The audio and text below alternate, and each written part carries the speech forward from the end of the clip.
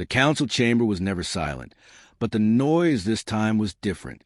It was not the hum of translation nodes, the measured tones of prepared speeches, or the polite exchanges of interstellar etiquette. It was a growing wave of alarm, sharpened by disbelief. Every delegate had seen the approaching vessel on the station's external feed. The image had frozen on every holoscreen because no one could believe the humans had actually done it. They had come to a peace summit in a dreadnought, not a lightly armed cruiser disguised as a research ship, not an escort with diplomatic clearance. A full-scale warship, bristling with missile tubes and railgun spines, its reactor signature flaring brighter than the station's own core. Messages flew through the chamber. Security protocols were reviewed. The Jurnak representative demanded the ship be intercepted before it reached docking range. The Gorley delegation claimed it was a declaration of war. Even the more composed races, whose cultures prided themselves on detachment, were rattled. A ship of that class could destroy the entire station before the defense grid had time to align. That it was here, now, in the middle of the most important diplomatic gathering of the decade, made no sense unless the humans meant to prove their worst reputation correct. The station commander opened a secure channel to human vessel, voice clipped and formal. The translation came back without hesitation. The humans acknowledged the summit schedule, the docking procedures, and the council's concerns. They then transmitted a single line: "We are here to ensure peace." There was no follow-up, no elaboration, no offer to disarm. The message ended, and the warship continued its steady approach. In the gallery above the floor, journalists recorded the chaos. News feeds filled with commentary from experts who had studied humanity since their admission to the council. They reminded everyone that humans came from a Class 9 death world, a planet where apex predators evolved intelligence, and survival meant adaptation through violence. They had risen into space with their wars barely cooled. Even in their earliest interactions, they had shown a willingness to respond to threats with force. Now, their choice of transport looked like the embodiment of that instinct. The Suroth ambassador, a feathered diplomat whose people measured status in centuries of unbroken peace, demanded the humans be barred from the chamber until they complied with standard arrival protocols. The Viren chancellor supported the motion, adding that allowing the dreadnought to dock would undermine the council's very principles. But the Marzek delegation, known for their pragmatic trade policies, countered that expelling the humans could fracture the summit entirely, given that several pending treaties required Earth's ratification. Debate fractured into arguments over procedure, precedent, and the definition of aggressive posture. Meanwhile, the human ship slowed, rotated with mechanical precision, and aligned with the primary diplomatic docking ring.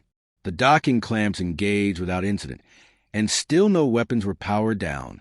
The station's defense AI quietly shifted to red alert, tracking every turret on the dreadnought. In the private sectors of the station, merchant captains began preparing departure sequences. No one wanted to be here if the situation escalated. Inside the dreadnought, the crew worked with methodical calm. The captain, a tall woman with the clipped accent of Earth's naval academies, reviewed a final briefing with her team. They knew the optics of their arrival. They knew every other delegate saw their ship as a threat. That was the point. Not to intimidate, but to remind, in her words, "Peace is a garden you guard with walls." We brought the walls. The airlock cycled. The human delegation stepped into the docking corridor, unarmed except for ceremonial sidearms allowed under council rules, but their uniforms carried the unmistakable cut of military service. No civilian diplomat led them, only the captain and her chosen officers. The corridor's walls trembled faintly from the vibrations of the warship's idle systems, a constant reminder of the power sitting just outside. Word spread fast.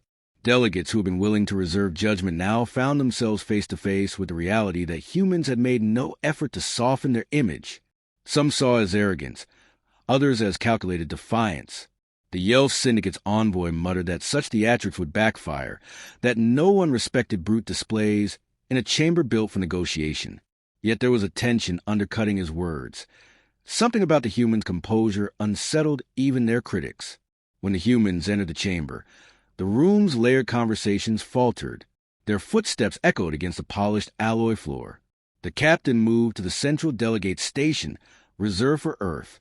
She did not bow or offer ritual greetings beyond the minimum required. She simply took her seat, placed a data slate before her, and looked around the chamber with an unblinking gaze. The council chair, a being of crystalline facets whose voice resonated in harmonic chords, opened formal proceedings. The first order of business became an unscheduled motion to address the security breach caused by the human arrival. One by one, delegates spoke, some in measured tones, others in open anger. The captain listened without interruption. When called upon to respond, she offered only that her orders were to attend the summit with the full capabilities deemed necessary by her government. She did not apologize. She did not explain further. The restraint was deliberate. Every human in the room knew that too much explanation now would dilute the effect. Let them speculate. Let them wrestle with the idea that the humans were either reckless or impossibly confident. The ambiguity was a shield. Hours passed in procedural wrangling. A motion to bar the human vessel from station docking was narrowly defeated when a block of smaller civilizations abstained, wary of alienating Earth's potential as a security partner. The humans remained silent through it all, their presence a steady weight on the proceedings. Outside the station, the dreadnought hung in perfect stillness, its hull reflecting the station's light like a blade under glass.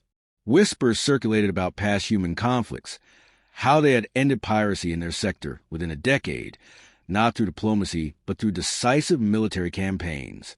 Some claimed the humans simply didn't know how to show up unarmed. Others argued that such readiness might be exactly what the Council needed in an increasingly unstable galaxy. By the time the first day of the summit closed, nothing concrete had been resolved regarding the warship's presence. But every delegate had felt its influence.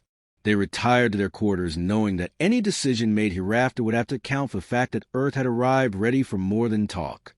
The council chamber felt different when the humans arrived on the second day. The first day had been shock and outrage. Now it was calculation. The smaller powers watched the human delegation closely, weighing what it would mean to have them as an ally or an enemy. The larger powers masked their expressions but had begun quiet talks among themselves about limiting Earth's influence. The captain noticed it all without comment, filing each observation away. She had fought in rooms like this before, though the weapons had been votes instead of railguns. The council chair moved the summit to scheduled business, but the warship's shadow lingered over every agenda. When trade disputes were discussed, delegates spoke with an edge, as if mindful that their positions might soon depend on who could protect their convoys. When security protocols were reviewed, every example of enforcement power seemed to circle back to the human dreadnought parked outside. The first direct challenge came from the Jurnak representative, whose people had long advocated for demilitarized diplomacy. He demanded that the humans either powered down their vessels' weapons or submitted for inspection. The captain replied with the same steady voice she had used the day before. Our ship's systems remain under full operational control of its crew. They will not be compromised. When pressed, she added that the vessel's current configuration was in compliance with human law and council regulations regarding registered warships, and any further intrusion would be considered a breach of sovereignty. Her choice of words caused a stir. No one in the chamber missed the fact that she had used breach deliberately. That exchange set the tone for the rest of the session. Opponents of Earth's posture grew louder, framing the humans as destabilizers.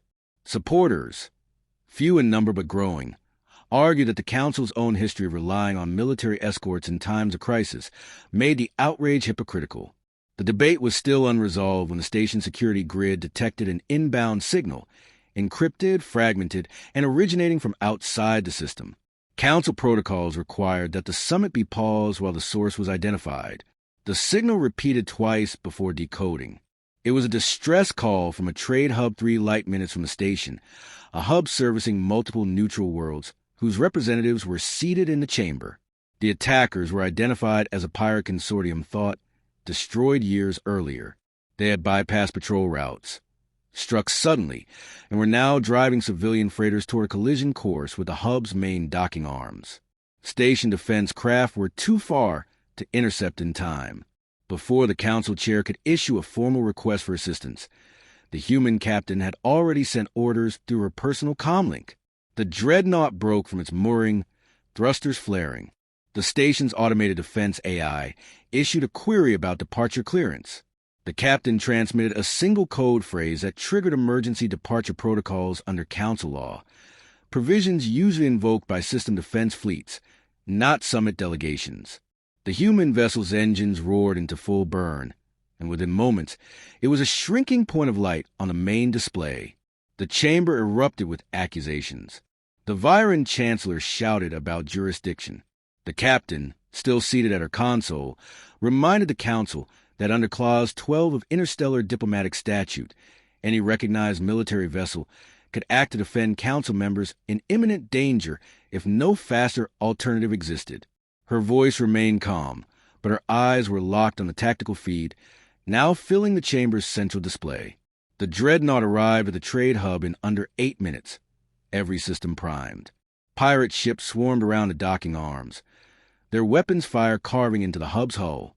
Civilian vessels, forced from their berths, spun chaotically in space.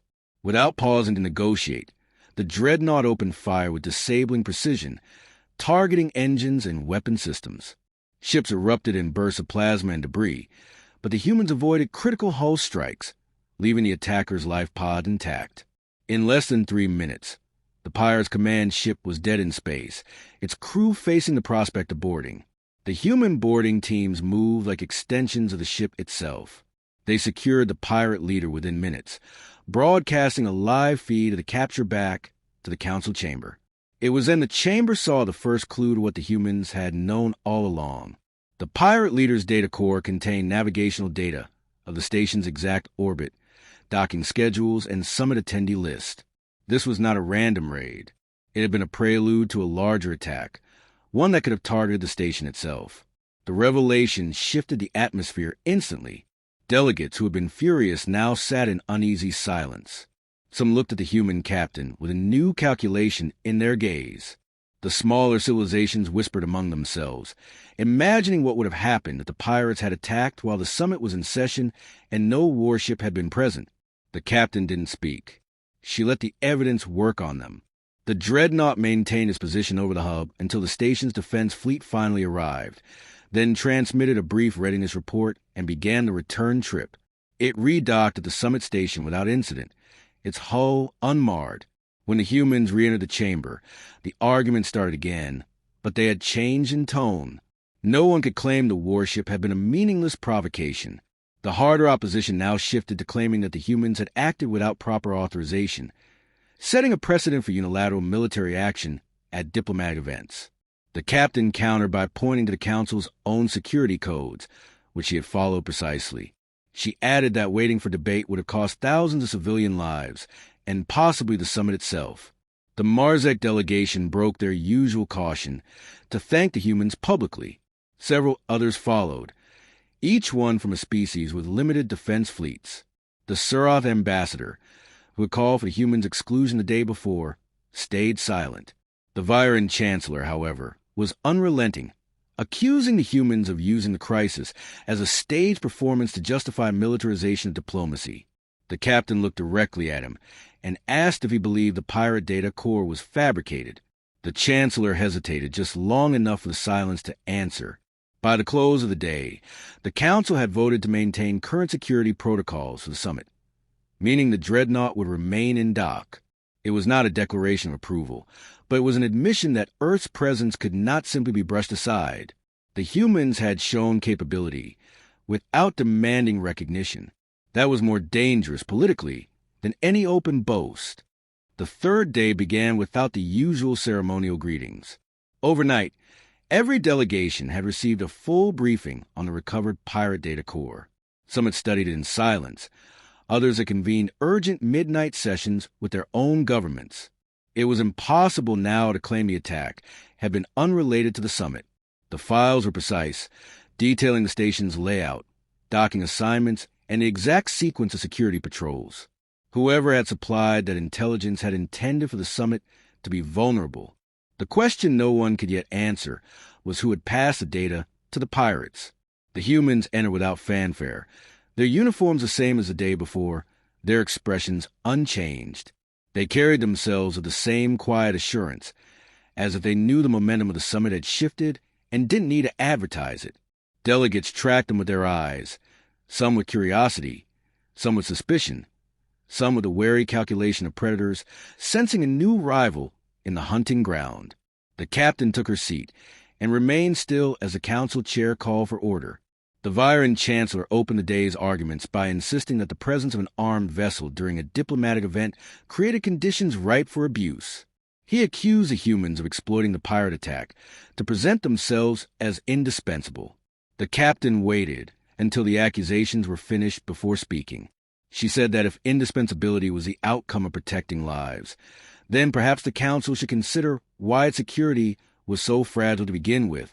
The remark was not shouted, not delivered with any dramatic flourish, but it landed with the weight of a hammer. Several smaller powers spoke up in support of the humans. Their representatives described how their own sectors face constant harassment from raiders and smugglers, how requests for council intervention were often delayed by bureaucracy. One delegate pointed out that Earth had done in minutes what entire regional patrols failed to do in months. The captain did not thank them or acknowledge the praise. She understood that in politics, the less you seem to need allies, the more they will seek you out.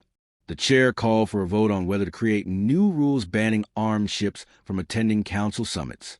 The measure required a two-thirds majority. The debate dragged on for hours. Larger powers argued that the sanctity of diplomacy demanded clear separation from military force. Smaller powers countered that the events of the previous day proved the opposite. When the vote came, the result was a narrow rejection of the proposal. The humans had not lobbied for it, had not made any public case, and yet they had won. The Viren chancellor's expression was stone as he cast his losing vote. The captain met his gaze without blinking. For the first time, the balance of intimidation seemed to tilt in Earth's favor, and it had been achieved without a single overt threat. After the vote, the council shifted to closed-session discussions about the source of the intelligence leak. Evidence from the pirate flagship's logs indicated contact with a network operating deep in council-controlled space. The trail led to a merchant conglomerate known for supplying both sides of conflicts when profit allowed. That conglomerate had representation at the summit. Their envoy denied all involvement, but their nervous demeanor was noted by more than one observer. The humans offered to provide secure storage of the remaining pirate data, citing the need to prevent tampering. The motion passed by a simple majority, placing the most sensitive evidence of the attack directly into Earth's custody. That night, off-record meetings multiplied. Several mid-tier powers sent envoys to human quarters, some under pretense of casual conversation, others with explicit offers. They spoke of trade escorts, joint patrols, technology exchanges. The humans listened, agreed to nothing, and gave no indication of their long-term intentions. The captain recorded every offer and every name. She understood that the summit had become less about the official agenda and more about positioning for what came after. The following morning brought the turning point. An encrypted transmission was intercepted by the station security grid, traced to a shuttle registered to the same conglomerate implicated in the pirate data. The message was a contract draft for an assassination, target the human captain. The council security force moved quickly, arresting the courier and seizing the shuttle. The news spread before the council could contain it. The attempt had failed before it began, but the message was clear. Someone in the chamber feared the humans enough to try to remove them entirely. When the captain addressed the chamber that day, it was the first time her voice carried more than measured calm. She said Earth had come to the summit to participate in peaceful resolution of disputes. But peace could not exist when diplomacy was used as a shield for those who trafficked in violence. She said Earth would not bow to those who viewed defense as provocation. She said that her people had learned long ago that talking could only happen when someone stood ready to stop those who would rather kill than speak. Silence followed. The Suroth ambassador, whose feathers had been sleek and controlled all summit, flared them in a gesture of respect. The Marzek delegation formally invited Earth to join their regional security council. Even the cautious Yelth envoy acknowledged that the humans' presence had likely prevented a mass casualty event. Only the Viren chancellor maintained his rigid opposition, but his voice now sounded isolated. In the final hours of the summit, the chair called for the ceremonial reaffirmation of mutual defense pacts. The humans signed without comment. When the formalities were complete, the chamber began to disperse. Delegates lingered in the aisles, speaking to human officers with a new tone, less adversarial, more open, as though the last 3 days had forced them to reassess every assumption they'd held about Earth. The warship disengaged from the docking ring in a slow, deliberate maneuver. It did not accelerate immediately, instead holding position alongside the station. Moments later, ships from 5 different species formed up beside it, some small, some heavily armed, none under any official order. They stayed in formation until the dreadnought's engines lit and the convoy moved away from the station, a silent escort across the stars. In a private observation lounge, 2 alien delegates watched the ships depart. One asked why the humans had done it, why they had risked everything to arrive in a way guaranteed to cause outrage. The other replied that it was not outrage they had come for, but clarity. They had not sent a warship to threaten the Council. They had sent it because they understood something most of the galaxy had forgotten, that when the talking stops, someone still has to be ready to fight.